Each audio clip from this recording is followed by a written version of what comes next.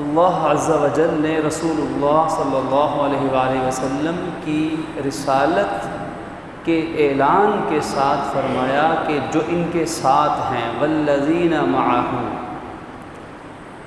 اصحاب پیغمبر وہ ہستیاں ہیں کہ جن میں یہ ساری صفات کامل، اشداء علی الکفار کی بھی صفات کامل اور رحماء بینہم کی صفات بھی کامل۔ آج ہم بات کریں گے اشداء علی الکفار کے حوالے سے کہ اہل ایمان کی جو خوبی بیان کی گئی کہ کفار کے مقابلے میں بہادر ہیں، نڈر ہیں، بے خوف ہیں۔ شروع میں چھوٹا سا ایک واقعہ اشارہ کر کے آگے چلتے ہیں۔ صحابہ کرام فرماتے ہیں کہ ایک مرتبہ رات کا وقت تھا، اندھیری رات تھی، اور ہمیں کہیں دور اندھیرے میں، چونکہ آج کل کی طرح اسٹریٹ لائٹس یہ چیزیں نہیں تھیں، دور اندھیرے میں ہمیں کوئی شور، کوئی گفتگو کی آواز سنائی دی، چونکہ حالات ایسے تھے کہ دشمن کسی بھی وقت حملہ کر سکتا تھا۔ تو ہم فوراً اٹھے، تیار ہوئے کہ دیکھیں کیا معاملہ ہے۔ ابھی ہم تیار ہو کے روانہ ہو رہے تھے کہ امام الانبیاء صلی اللہ علیہ وسلم وہاں سے واپس آ رہے تھے۔ ہم نے عرض کی یا رسول اللہ خیریت؟ فرمایا ہاں خیریت۔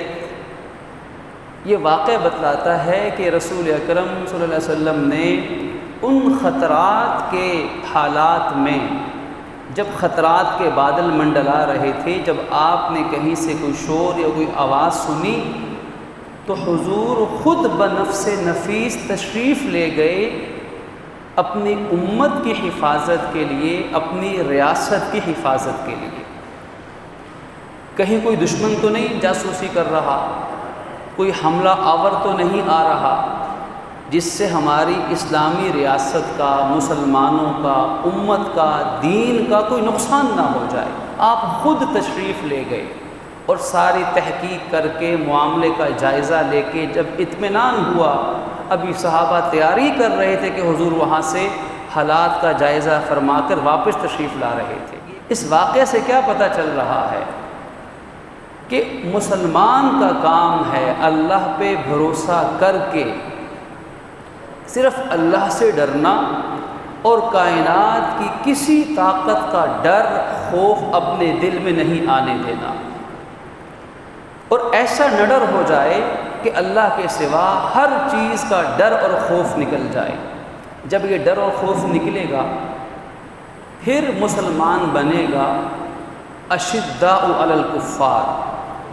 وہ جو فرمایا تھا کہ وہ حلقہ یاراں تو بریشم کی طرح نرم، رزم حق و باطل ہو تو فولاد ہے مومن۔ فولاد کب بنے گا؟ جب دل سے دوسرے کا، غیر اللہ کا خوف نکلے گا۔ جب مومن فولاد ہے، بہادر ہے، پھر اس مومن کے لیے دشمن سے مقابلہ کرنا ممکن ہے۔ اور مقابلہ کس چیز پر؟ جس پہ دشمن حملہ کرے گا۔ اب دشمن کس چیز پہ حملہ کر سکتا ہے؟ اگر ہم سب سے پہلے سیرت نبوی کو اٹھا کر دیکھیں تو دشمن کا سب سے پہلا حملہ ہمیشہ رہا ہے اسلام پر اور نبی اسلام پر۔ رسول کائنات صلی اللہ علیہ وآلہ وسلم کی ذات اقدس پر دشمن کا حملہ رہا ہے۔ لمبی داستان۔ جب امت نڈر رہی، شجاع اور بہادر رہی، ہمیشہ امت نے اپنے نبی کا دفاع کیا ہے، اپنے نبی کا دفاع بغیر خوف و خطر کے۔ حضرت ابو طلحہ کی طرح حضور کی طرف رخ کر کے اپنی کمر دشمن کی طرف میدان جنگ میں کر کے حضور کی حفاظت کر رہے ہیں۔ حضور نے اٹھ کر دیکھنا چاہا تو عرض کیا اے اللہ کے رسول، نہری دونک نہری یا رسول اللہ، اے اللہ کے نبی آپ پریشان نہ ہو، میری گردن آپ کے سامنے ہے، پہلے یہ کٹے گی پھر دشمن آپ تک پہنچے گا۔ 70 سے زیادہ زخم کھائے جسم پر، اور فرماتے تھے کہ جب پیچھے سے کوئی تیر لگتا، جسم کو تکلیف ہوتی، میری نگاہ رخ مصطفیٰ کا دیدار کر رہی ہوتی، میں زخم بھول جاتا، وہ مرہم بن جاتا، تکلیف ختم ہو جاتی۔ ایک صحابی گردن کٹنے لگی دشمن نے پوچھا آخری خواہش، فرمایا آخری خواہش یہ ہے کہ میری ایسی ہزاروں جانیں ہوں اور ایک ایک کر کے میرے نبی کے قدموں پہ قربان ہو جائے، یہ آخری خواہش ہے۔ اور میری آخری خواہش یہ ہے کہ میرے آقا خاتم النبیین کو پتہ چل جائے کہ ان کے غلام نے، ان کے شاگرد نے، ان کے خادم نے، ان کے امتی نے مرتے وقت بھی اپنے نبی کا دامن نہیں چھوڑا ہے اور نافرمانی نہیں کی ہے۔ حضرت حبیب بن زید انصاری رضی اللہ تعالیٰ عنہ کی طرح وہ اشداء کیسے بنتا ہے؟ مجبور ہیں، دشمن نے پکڑا ہوا ہے، جسم کا ایک ایک حصہ کٹتا ہے اور دشمن کہتا ہے کہ حضور کے بعد مجھے بھی نبی مان لو، آپ جام شہادت نوش کرتے ہیں، جسم کا ایک ایک حصہ کٹوا کر اور فرماتے ہیں میں تمہاری یہ بات سن بھی نہیں سکتا۔ کیا کبھی انسان اتنا دلیر بھی ہوتا ہے کہ موت بھی اس سے ڈرنے لگ جائے؟ اشداء علی الکفار کا مطلب یہ ہے کہ موت بھی ڈرے گی مسلم سے، دشمن تھر تھر کانپے گا، دشمن کی فوجیں، دشمن کے ٹینک، دشمن کے بارود، دشمن کے ایٹم بمز، ہائیڈروجن بمز، ان کا میڈیا کانپے گا جب مسلمان اشداء علی الکفار بن جائے گا۔ اور خدا نخواستہ اگر یہ نہیں ہے تو پھر ایٹم بم اور افرادی قوت اور سب کچھ، دشمن اس کو کچھ نہیں سمجھے گا۔ اللہ کے نبی پر حملہ امت کا دفاع، ختم نبوت کا دفاع۔ یہ ستمبر کا مہینہ 7 ستمبر ہمیں ختم نبوت کا یوم دفاع یاد کرواتا ہے۔ دفاع، ڈیفنس، حفاظت۔ لیکن یہ کب مسلمانوں نے کی؟ جب مسلمان اشداء علی الکفار، بہادر تھے۔ اور آج کی نوجوان نسل کو ہر سال یہ سبق یاد کروایا جاتا ہے کہ 7 ستمبر یوم دفاع ختم نبوت، جب امت نے عظیم بہادری کا مظاہرہ کیا۔ ہم جانتے ہیں کہ سن 53 کی تحریک چلی، 1953 ختم نبوت کی 10,000 سے زیادہ مسلمان صرف لاہور کے اندر شہید ہوئے۔ کہنا آسان ہے، 10,000 کا تصور رونگٹے کھڑے کرنے کے لیے کافی ہے، لیکن ایک ماں کا لال ایسا نہیں ہے جو موت سے ڈر کے پیچھے ہٹا ہو۔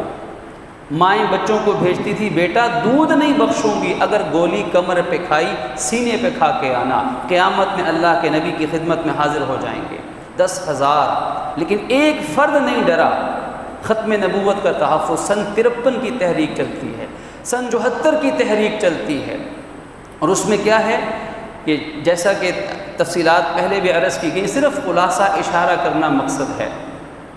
قادیانیوں نے ایک میڈیکل کالج کے بے گناہ مسلمان طلباء پہ ظلم و تشدد، بربریت کیا۔ اس کے نتیجے میں تحریک چلتی ہے۔ 1974 22 مئی کو وہ روانہ ہوتے ہیں، واپس آتے ہیں، 29 مئی کو ان پہ تشدد ہوتا ہے، 30 مئی کو پورے لاہور میں ہڑتال کا اعلان کیا جاتا ہے، 14 جون کو پورے ملک میں ہڑتال ہوتی ہے قادیانیت کے خلاف، اور 30 جون کو قومی اسمبلی میں متفقہ قرارداد پیش کی جاتی ہے۔ اور یہ قرارداد اور یہ سارا سفر امت نے بہادری کے ساتھ طے کیا۔ تقریباً 2.5 ماہ کے عرصے میں قومی اسمبلی میں 28 اجلاس اور 96 گھنٹوں پر مشتمل نشستیں، میٹنگز ہوتی ہیں۔ تمام مسالک، تمام سیاسی جماعتیں ایک پیج پہ اکٹھی ہوتی ہیں، اور اس زمانے کے مرکزی وزیر قانون جناب عبدالحفیظ پیرزادہ قرارداد پیش کرتے ہیں۔ 130 ووٹ اس قرارداد کے حق میں آتے ہیں، ایک ووٹ بھی مخالفت میں نہیں آتا، اور 7 ستمبر 1974 شام 7:30 بجے یہ بل سینٹ میں پیش کیا جاتا ہے، وہاں بھی قومی اسمبلی کی طرح متفقہ طور پہ پاس ہوتا ہے، اور 7 ستمبر رات 8 بجے ریڈیو پاکستان پہ یہ قانون بن کر پوری قوم کو خوشخبری سنائی جاتی ہے کہ جو شخص بھی ختم نبوت کا انکار کرے گا اس کا اسلام سے کوئی تعلق نہیں ہے۔ لہٰذا قادیانی ہو، چاہے لاہوری قادیانی گروپ ہو، چاہے صدر الدین لاہوری ہو، یہ جتنے بھی قادیانی مرزائی یہ پاکستان میں رہیں گے تو مائنورٹی بن کر، اقلیت بن کے یہاں رہیں گے۔ یہ ختم نبوت کا تحفظ بغیر شجاعت کے، بغیر دلیری کے ناممکن ہے۔ اور یہ سفر کب شروع ہوا تھا؟ جب مسیلمہ کذاب نے اللہ کے نبی صلی اللہ علیہ وسلم کی زندگی میں جھوٹا دعویٰ نبوت کیا تھا۔ مسیلمہ کذاب نے جھوٹا دعویٰ نبوت کیا، اسود انسی نے دعویٰ نبوت کیا، دونوں مارے گئے۔ اور مسیلمہ کذاب کے خلاف جنگ یمامہ ہوئی، دور خلافت صدیق اکبر رضی اللہ تعالیٰ عنہ میں جنگ یمامہ۔ آج اس جنگ یمامہ کا میرے نوجوان بھائی کو کس کو پتہ ہے؟ ہم میں سے کس کو یہ تاریخ ہمیں پتہ ہے؟ اس جنگ یمامہ سے لے کر 7 ستمبر 1974 کی تحریک، پھر 1983 کی تحریک ختم نبوت، ایک پورا سلسلہ ہے۔ آج کی نوجوان نسل کو ان باتوں کا علم نہیں۔ جنگ یمامہ لڑی گئی، دور صدیق اکبر میں کیوں لڑی گئی؟ مسیلمہ کذاب کے جھوٹے دعوی نبوت کے خلاف۔ اس جنگ میں شریک کون ہوا؟ حضرت ابو بکر صدیق رضی اللہ تعالیٰ عنہ سے لے کر ایک ادنا عام صحابی تک، ہر تابعی، جتنے لڑنے والے مسلمان لڑ سکتے تھے، موقع موجود تھا، سب نے اس جنگ میں حصہ لیا۔ اس جہاد کے اندر یمامہ بڑا میدان تھا، وہیں جنگ لڑی گئی۔ مسیلمہ کذاب جھوٹا مدعی نبوت جہنم واصل ہوا۔ 28,000 کے لگ بھگ جن لوگوں نے قبائلی تعصب کی وجہ سے اس کو نبی مانا تھا، وہ بھی مارے گئے، اور 1200 کے لگ بھگ صحابہ اور تابعین، جن میں اکثر قرآن کے حافظ اور علماء تھے، وہ بھی جام شہادت نوش کر گئے۔ یہ اس ختم نبوت اور حضور کی ذات اقدس اور اسلام کے دفاع کے لیے جو جنگ لڑی گئی، اس جہاد میں 1200 کے لگ بھگ جو شہادتیں ہوئیں، اس زمانے کے اعتبار سے اس سے بڑی شہادتیں کبھی واقع نہیں ہوتی۔ حتیٰ کہ پورے دور نبوی کے اندر جتنے غزوات ہوئے، جتنے سرایا ہوئے، ان تمام کی تعداد بھی ملا لی جائے تو 1200 سے کافی کم بنتی ہے۔ تو ایک ختم نبوت کا دفاع یہ امت مسلمہ پر اتنا لازم ہے، اس لیے کہ اگر ختم نبوت محفوظ نہیں، اسلام کی بنیادیں ختم ہو جائیں گی۔ نیا نبی آ کر کوئی نیا دین لے کر آئے گا، امت نے کبھی اس پر مصلحت کا شکار نہیں ہوئی، کبھی دو رائے امت میں پیدا نہیں ہوئی۔ چاہے وہ جنگ یمامہ ہو، تمام امت ایک پیج پر، ایک پلیٹ فارم پر، چاہے وہ پاکستان میں چلنے والی تحریکیں ہوں، سب مسلمان ختم نبوت کے حوالے سے یک زبان یک جان ہمیشہ میدان عمل میں نظر آئے۔ اللہ ہمیں اس کی توفیق عطا فرمائے۔ یہ 7 ستمبر یوم ختم نبوت ہمیں سمجھنے کی توفیق عطا فرمائے۔ اشداء علی الکفار، اس میں کوئی نرمی نہیں، کوئی لچک نہیں۔ دشمن حضور کی ذات پہ حملہ کرے گا، امت تن من دھن سب کچھ قربان کرنے کے لیے ہمیشہ تیار رہے گی، چاہے مسلمان اپنے مالی، اخلاقی، دینی، سیاسی کسی لحاظ سے بھی کمزور ہو جائیں، لیکن یہ ایسا معاملہ ہے کہ اس پہ کمزور مسلمان، گناہگار مسلمان نیک سے ہمیشہ آگے نظر آئے گا، پیچھے نہیں۔ پھر اسی طریقے سے دشمن حملہ کرتا ہے ملک کے اوپر، اسلامی ریاست کے اوپر، اسلامی مملکت کے اوپر، تو واقعہ شروع میں عرض کیا، اللہ کے نبی خود تشریف لے گئے اپنی اسلامی ریاست کی حفاظت کے لیے۔ تو اپنے وطن پاک کی حفاظت کرنا، اور یہ پاکستان جو بنا کلمے کے نام پر، جو بنا اسلام کے نام پر، جو بنا قرآن کے نام پر، جو بنا عدل اور انصاف کے نام پر، جو بنا 2 نیشن تھیوری، 2 قومی نظریے کی بنیاد پر، جس کی بنیادوں کے اندر ہزاروں مسلمان بہنوں اور بیٹیوں کی عزتیں قربان ہوئیں، جس کی بنیادوں میں لاکھوں مسلمانوں نے اپنا خون بہایا، اس وطن عزیز کے ایک ایک انچ کی حفاظت کرنا ہمارا قومی فریضہ تو ہے ہی، دینی فریضہ بھی ہے۔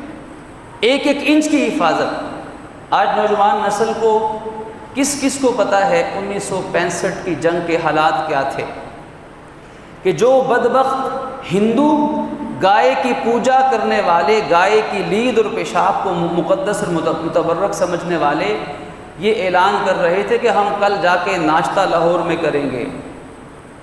اتنا گھمنڈ، اتنا غرور، اتنی شاطرانہ سوچ اسلامی مملکت کے خلاف 1965 کی جنگ۔ پھر اس میں کیا ہوا؟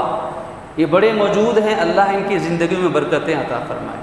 ان میں سے کسی سے پوچھ لیجئے کہ کوئی کتاب صحیح اٹھا کر دیکھ لیجئے، مطالعہ پاکستان، اللہ ہمیں اپنے پاکستان کی صحیح تاریخ پڑھنے اور سمجھنے کی توفیق عطا فرمائے۔ بحیثیت پاکستانی مسلمان ہونے کے ہم اگر پاکستان کی ہی ولولہ انگیز اور ایمان افروز اگر تاریخ پڑھ لیں تو پھر بھی ہمارا تعلق اس وطن کے ساتھ بھی مضبوط ہو جائے، دین کے ساتھ بھی مضبوط ہو جائے۔ لبرلزم، سیکولرزم، نام نہاد روشن خیالی، بے دینی کی تحریکیں وہ خود بخود دم توڑ جائیں گی، اپنی موت آپ مر جائیں گی اگر ہم پاکستان کی تاریخ کی صحیح معنی میں پڑھ لیں۔ 1965 کی صبح دشمن حملہ آور، رات کو حملہ، اچانک حملہ، منافقت کے ساتھ حملہ، اللہ ان تمام شہداء کے درجات کو بلند فرمائے، تمام شہداء کے، جنہوں نے اپنی جانیں قربان کر کے، جنہوں نے انڈیا کے جہاز 1 منٹ میں ایم عالم رحمہ اللہ 5 جہاز گرائے، ٹینک تباہ ہوئے، اپنے جسموں کے ساتھ بم باندھ کے ٹینکوں کے نیچے مسلمان لیٹے، ایک قوم، ایک زبان، ایک نعرہ، سارے مسلمان اکٹھے، جس کے ہاتھ میں لاٹھی تھی وہ لاٹھی لے کے نکلا، جس کے ہاتھ میں پتھر تھا وہ پتھر لے کے نکلا، غلیل تھی غلیل لے کے نکلا، کچھ نہیں، نہتے نکلے، اور اللہ نے وہ عظیم الشان فتح الحمدللہ مسلمانوں کو عطا فرمائی۔ یوم دفاع پاکستان ڈیفینس ڈے 1965 ہمیں اس چیز کی یاد دلا رہا ہے کہ مسلمان اشداء علی الکفار ہے۔ جہاں دین کی بات آئے گی، نبی کی ختم نبوت اور ناموس رسالت کی بات آئے گی، جہاں وطن عزیز پر آنچ آنے کا وقت آئے گا تو پھر ہم اپنے اختلافات بھول جائیں گے، پھر سارے ایک ہیں، کوئی فرقہ نہیں، پھر سب مسلمان پاکستانی مسلمان ہیں۔ پھر ایسے موقع پر الحمدللہ ہماری تاریخ قربانیوں سے بھری ہوئی ہے اور اللہ کی مدد شامل حال ہوتی ہے۔ ید اللہ علی الجماع، اللہ کی مدد جماعت کے ساتھ ہوتی ہے۔ دشمن کو یہ پتہ ہے کہ مسلمان جب ایک ہوتے ہیں تو غالب آتے ہیں، جب ان کا ایمان، اتحاد، تنظیم ان میں پیدا ہو جائے پھر مسلمانوں کو دنیا کی کوئی طاقت شکست نہیں دے سکتی۔ یہ دشمن کو ہماری اس تاریخ کا ہم سے زیادہ پتہ ہے، اس لیے دشمن نہ ہماری نسلوں کا کبھی ایمان مضبوط دیکھنا چاہتا ہے، دشمن نہ کبھی ہم میں اتحاد دیکھنا چاہے گا، اور دشمن نہ کبھی ہمارے اندر ڈسپلن، تنظیم اور نظم سازی ہمارے اندر دیکھنا چاہے گا، کیونکہ یہی ہمارے نبی کا ورثہ ہے۔ اشداء علی الکفار رحماء بینہم، یہ آیت کیا بتا رہی ہے؟ والذین معہ، جو حضور کے ساتھ ہیں، یہاں ایمان سکھایا گیا۔ والذین معہ، حضور کے ساتھ ہونے کا مطلب ہے آپ پر ایمان لے کر آنا، دل و جان سے آپ پہ فدا ہونا، سب سے بڑھ کے حضور کی محبت، حضور کی اطاعت، حضور کی سنت کو دل سے لگانا، یہ والذین معہ ہے، ایمان۔ اور پھر اس کے بعد اتحاد ہے، رحماء بینہم کیا ہے؟ اتحاد ہے۔ اشداء علی الکفار، آپ قرآن پڑھیے، اللہ پاک پہلے کہتے ہیں کہ دشمن کے مقابلے میں سخت ہیں، پھر کہتے ہیں آپس میں نرم دل ہیں۔ اس کا مطلب یہ سمجھ میں آ رہا ہے کہ اتحاد تبھی پیدا ہوگا جب ہم دشمن کے مقابلے میں ایک نقطے پہ اکٹھے ہو جائیں گے، اپنے اندر سے میر جعفروں کو، منافقوں کو باہر نکال پھینکیں گے، ان کے یہود و نصارہ کے ایجنٹ، جاسوس جب تک ہم میں رہیں گے امت ایک نہیں ہو سکے گی۔ بکاؤ مال بکنے والے، غیروں کے سامنے جھکنے والے، غیروں کے سامنے دبنے والے، جو جھک گیا، جو بک گیا، جو دب گیا، وہ کبھی اسلام کے کام کا نہیں رہتا۔ اشداء علی الکفار رحماء بینہم، یہ اتحاد کی دعوت ہے۔ اور اس کے آگے قرآن کیا کہتا ہے کہ تراہم رکعا سجدا یبتغون فضلا من اللہ ورضوانا سیماہم فی وجوہہم من اثر السجود۔ یہ آگے ساری تنظیم سازی ہے، یہ سب تنظیم ہے کہ عبادت اطاعت اللہ کے سامنے، رکوع سجدے میں تم ان کو دیکھو گے، ان کے چہرے اللہ کی عبادت سے روشن نظر آئیں گے، ان کے چہروں پر اللہ کی عبادت کے سجدے کے تم نشانات دیکھو گے۔ یہ ہے ساری تنظیم جس میں ہماری معاشرت بھی ہے، اخلاقیات بھی ہیں، تجارت بھی ہے، رہن سہن بھی ہے۔ یہ ہے وہ ایمان، اتحاد اور تنظیم جس کی بنیاد پر پاکستان بنا، پاکستان چل رہا ہے اور اس کی بقا بھی اسی پر منحصر ہے۔ سورۃ الفتح ہے، آخری رکوع ہے، اٹھا کر دیکھ لیجیے۔ اور پھر اس کے ساتھ ساتھ بڑی زیادتی ہوگی اگر ہم تحریک پاکستان کے ساتھ ساتھ تحریک آزادی کشمیر کا تذکرہ نہ کریں، کہ کشمیر جو جنت ہے، اور جنت کبھی کسی کافر کو نہیں ملا کرتی، لیکن آج ان بدبختوں نے ایک لمبا عرصہ گزرا کہ اس جنت کو دوزخ بنا کے چھوڑا ہوا ہے۔ کشمیری نہتے مسلمانوں پر انسانی تاریخ کے بدترین ظلم ڈھائے جا رہے ہیں۔ یہ وہ مبارک کشمیر ہے جس کی تاریخ بڑی روحانیت سے بھری ہوئی ہے، جہاں بڑے بڑے اللہ والے پیدا ہوئے، جہاں بڑے بڑے محدث اسلام پیدا ہوئے، جہاں بڑے بڑے علماء پیدا ہوئے۔ یہ وہ مبارک سرزمین ہے کہ ہمیشہ جس کی دین کے ساتھ محبت رہی ہے، اس کے رہنے والوں کو اسلام سے محبت اللہ نے عطا فرمائی ہے۔ اور تحریک آزادی کشمیر کیسے بہادر ماؤں نے وہ لال جنے ہیں، سینے پہ گولیاں کھاتے ہیں، دشمن ہندو دبانے کے لیے 7-8 لاکھ کی فوج ان نہتے مسلمانوں پر دن رات گولیاں برساتی ہے، لیکن وہ آج بھی سینے تان کے کھڑے ہیں، مائیں اپنے جوانوں کو بھیج رہی ہیں۔ وہ مسلمان کشمیری، گزشتہ دنوں بڑی زیادتی ہوگی اگر ذکر نہ کیا جائے سید علی گیلانی مرحوم کا۔ 92 سال کی عمر میں وہ مرد مجاہد اللہ کے حضور اس حال میں پیش ہوتا ہے کہ پاکستان کے پرچم میں انہیں لپیٹ کے اس زمین کے حوالے سپرد کیا جاتا ہے۔ اور ایسا ظلم کہ آخری عمر کا سارا زمانہ کم و بیش 12 سال نظر بندی میں گزرا ہے۔ جرم کیا ہے؟ کس جرم کی پاداش میں اس ضعیف العمر مجاہد اسلام کو، مجاہد آزادی کو، مجاہد حریت کو، اس کا جرم یہ ہے کہ وہ مظلوموں کے حق میں آواز اٹھانے والا ہے۔ جرم یہ ہے کہ وہ یہ کہہ گیا ہے کہ پاکستان ہمارا ہے، ہم پاکستانی ہیں، اسلام سے محبت، اور اپنی گفتگو میں وہ علل اعلان یہ کہہ چکے کہ ہمارا تعلق پاکستان سے ہے اسلام کی بنیاد پر۔ پاکستان بنا اسلام کی بنیاد پر، کلمے کی بنیاد پر، دین کی بنیاد پر، قرآن و سنت کی بنیاد پر چونکہ پاکستان بنا ہے، تو پھر کسی سچے مسلمان کے لیے مشرک حکومت کے ساتھ مل بیٹھ کے صلح کر لینا کیسے ممکن ہے؟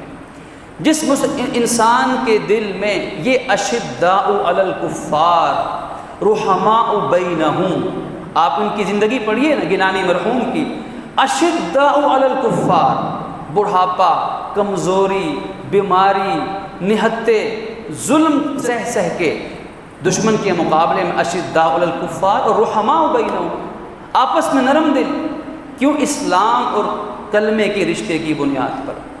اللہ ان کی قبر پہ کروڑوں رحمتیں نازل فرمائے، ان کی قربانیاں قبول فرمائیں اور ان کے درجات کو بلند فرمائیں، اور یہ جذبہ حریت ہر مسلمان کو نصیب فرمائیں۔ یہ اللہ کی بڑی عطا ہے، اللہ کا بڑا کرم ہے اس مسلمان پر کہ جس مسلمان کے اندر یہ غیرت، یہ حمیت موجود ہو۔ اصل دولت یہی ہے، دنیا کی دولت تو دھوکہ ہے، متاع غرور ہے۔ اصل متاع یہی آزادی اور حریت کا جذبہ ہے کہ جس سر نے ابھی اللہ کے سامنے جھکنا ہے نبی کی سنت کے مطابق، یہ سر دشمن خدا اور رسول کے سامنے کیوں جھکے؟ کیسے برداشت کر لے دشمن کی حکومت کو، مشرک کی غلامی کو؟ یہ کیسے برداشت کر سکتا ہے؟ سمجھ نہیں آتی یہ بات۔ صحابہ کرام اہل بیت سے لے کر آج تک یہ قربانیاں ہمیں یہ سبق دے رہی ہیں۔ یہ ایک مرد مجاہد حضرت گیلانی مرحوم، یہ ایک نشانی ہے، ایک علامت ہے، یہ ایک اسلام کی تاریخ کا ایک ایسا روشن نشان ہے کہ جو آج تمام کشمیری مسلمانوں کو، تمام پاکستانی مسلمانوں کو اور پوری امت مسلمہ کو ایک پیغام دے کر گئے۔ 92 سال کی عمر، جد و جہد آزادی، سال ہر سال جنگ، جیل کے اندر گزری ہوئی راتیں اور دن، شب و روز، لیکن ہمت نہیں ہاری۔ کسی ایک گولی خاتمہ کر سکتی تھی لیکن ہمت نہیں ہاری۔ کیوں؟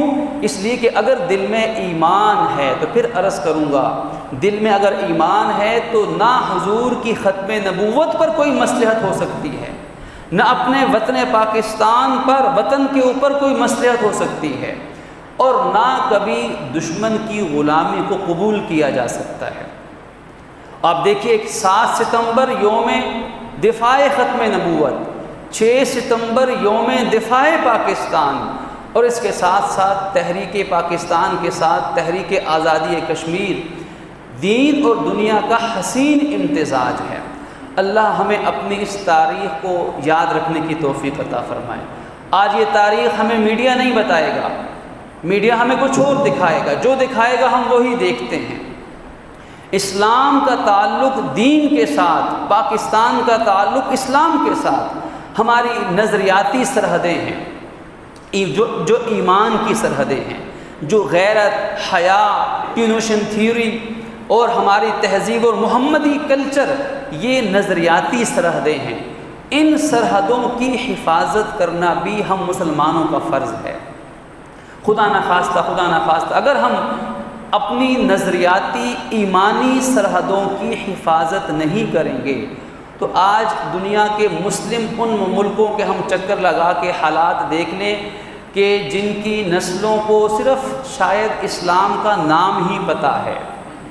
آج ان فورن کنٹریز میں رہنے والے ان مسلمان، وہاں بھی کئی طرح کے مسلمان ہیں، بڑے اچھے نیک مسلمان بھی ہیں، جنہوں نے اپنی نسلوں کی فکر کی، اپنی اولادوں کو ایمان کا سبق سکھایا، 2 گھنٹے ڈرائیو کر کے مسجد میں لا کے نماز پڑھتے ہیں، ایسے مسلمان بھی ہیں۔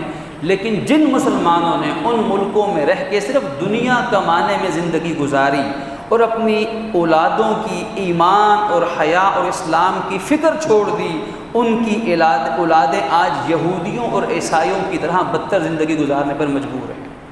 اپنے ایمانی سرحدوں کی حفاظت اور اس کے ساتھ ساتھ اپنی جغرافیائی سرحدوں کی حفاظت۔ جغرافیائی سرحدیں یہ پاکستان کی حدود ہیں، اسلامی سلطنت کی حدود ہیں، اسلامی ریاستوں کی حدود ہیں، ان کی حفاظت کرنا بھی ہمارے ایمان کا حصہ ہے۔